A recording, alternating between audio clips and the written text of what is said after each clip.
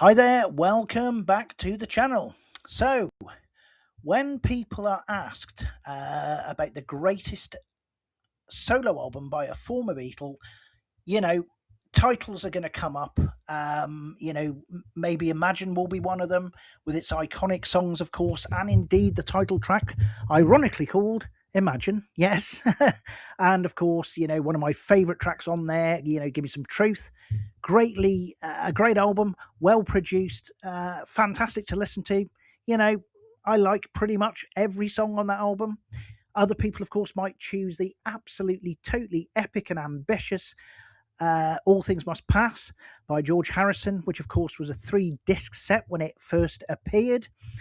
But if you're talking about an album that's raw, emotional, and indeed honest, void of any glossiness in terms of production, etc., then I am sorry, but you are going to have to pick John Lennon's 1970s album, John Lennon and the Plastic Ono Band.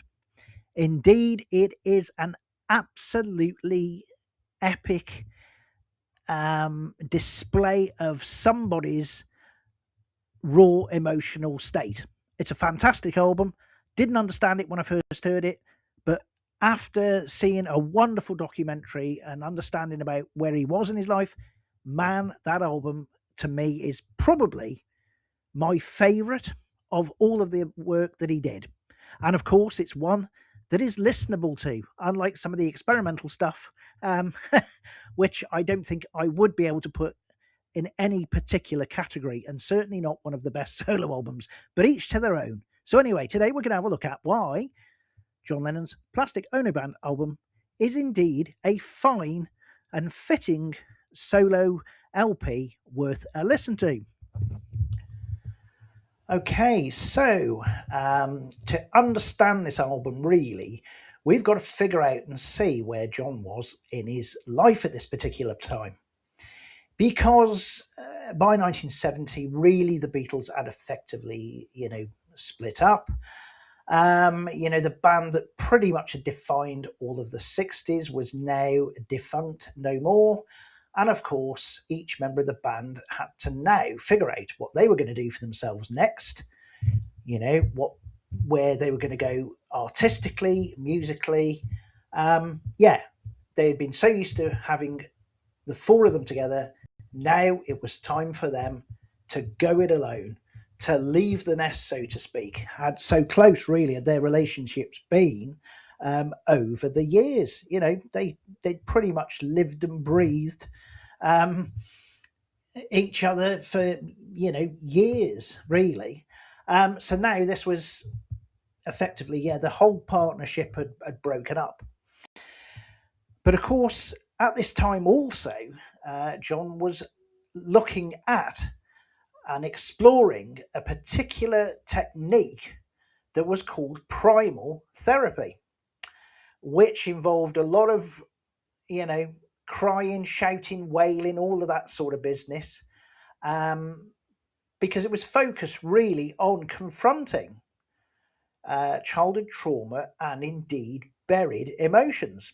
So all in all, it was designed to be a good psychological tool for bringing closure and healing to people who had obviously suffered trauma and emotional damage, and John had obviously had those things happen to him in his childhood.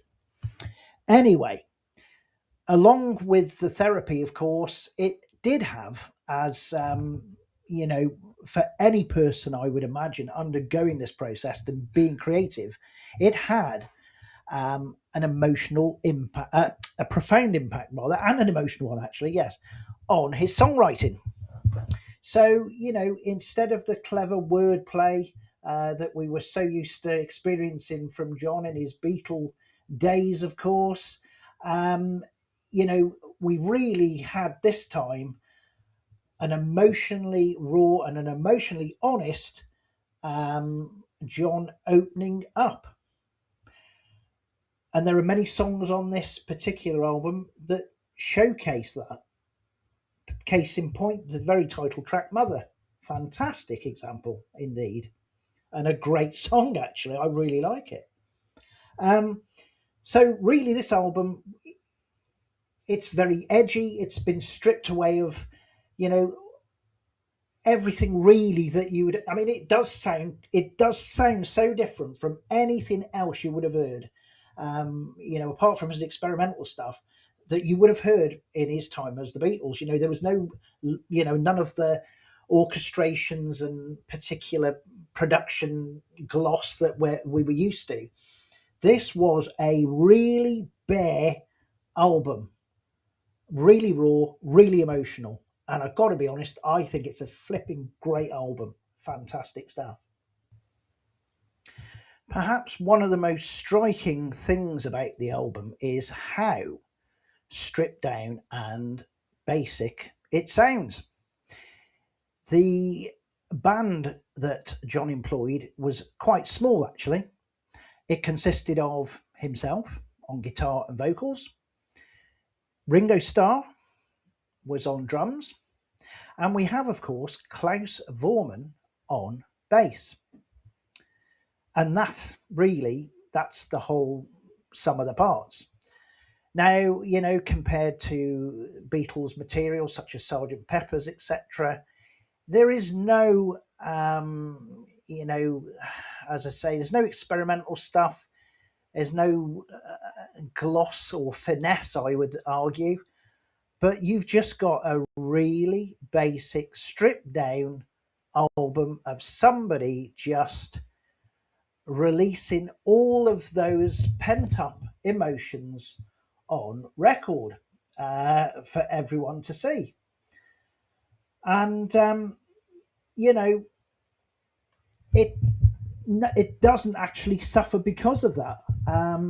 It's quite, I mean, it's quite jarring when you first hear it. If you've not heard it before, you might find that you struggle to listen to it. I certainly did first time round, but then, as I say, I understood a little bit more about it and listened to it again, and I thought it was really, really good.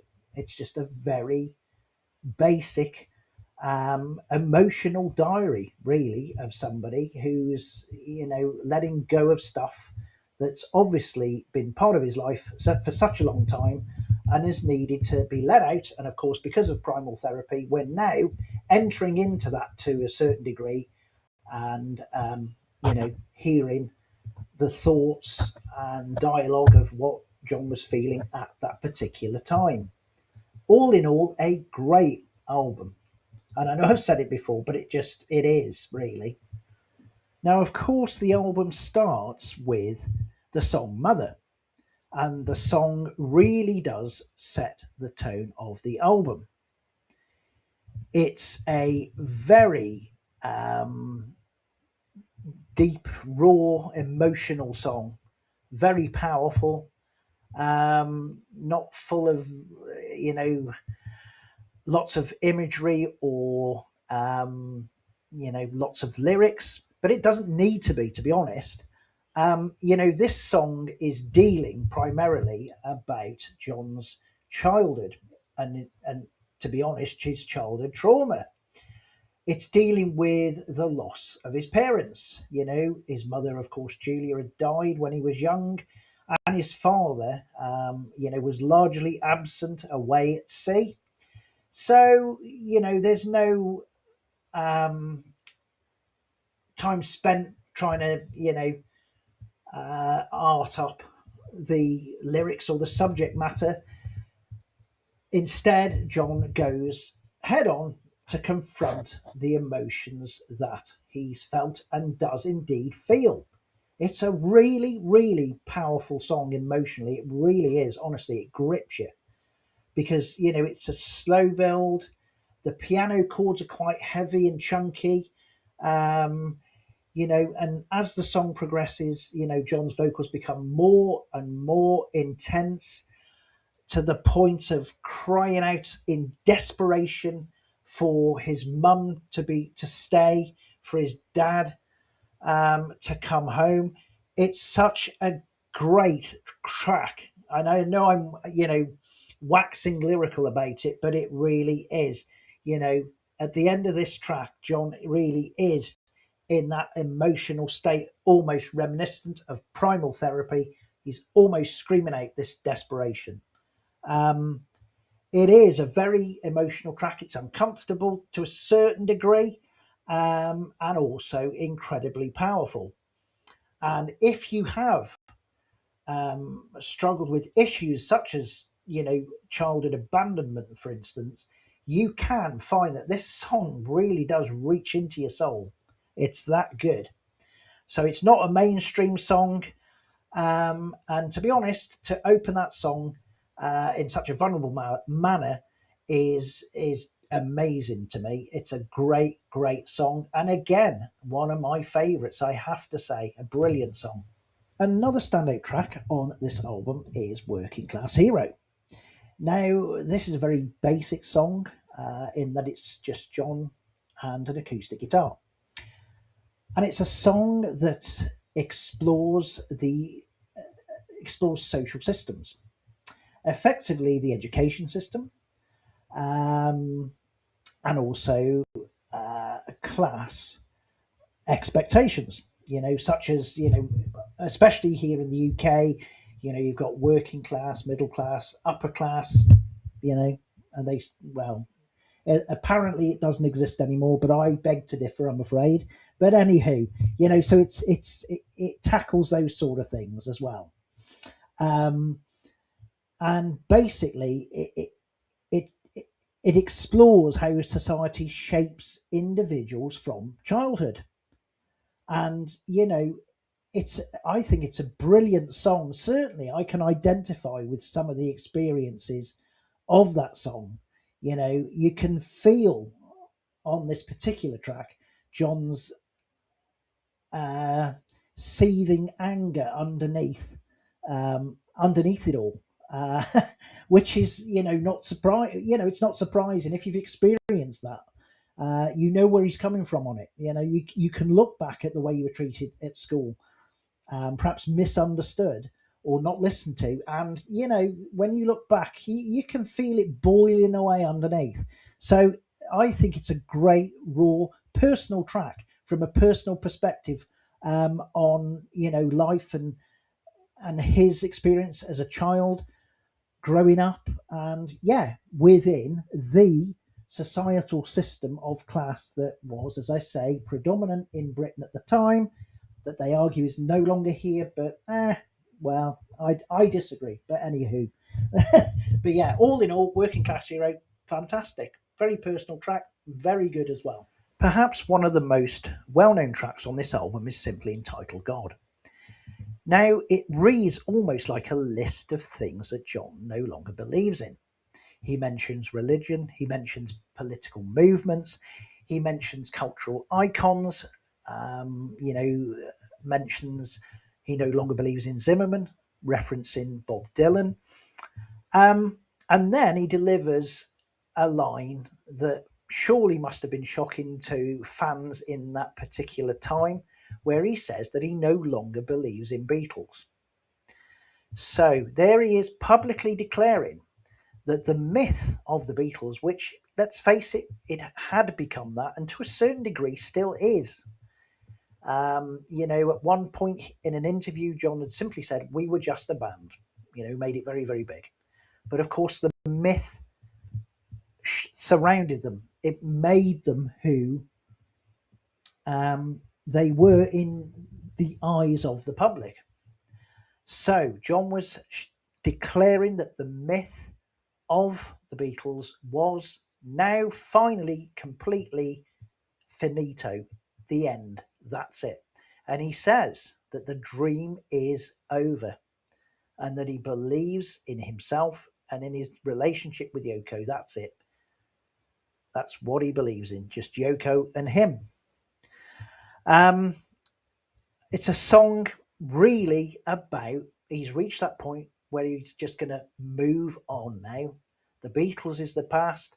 He's moving ahead into the future with Yoko. Simple as that.